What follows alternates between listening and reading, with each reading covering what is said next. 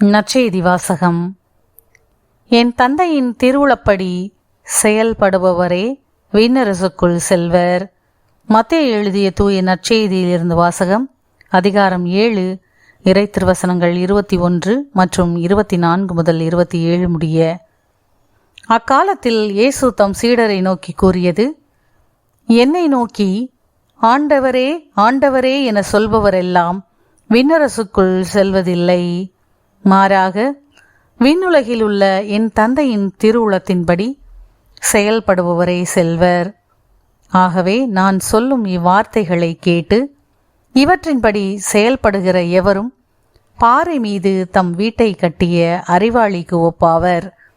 மழை பெய்தது, ஆறு பெருக்கெடுத்து ஓடியது, பெருங்காற்று வீசியது. அவை அவ்வீட்டின் மேல் மோதியும் அது விழவில்லை, ஏனெனில் பாறையின் மீது அதன் அடித்தளம் இடப்பட்டிருந்தது. நான் சொல்லும் இந்த வார்த்தைகளை கேட்டு இவற்றின்படி செயல்படாத எவரும் மணல் மீது தம் வீட்டை கட்டிய அறிவிலிக்கு ஒப்பாவர்.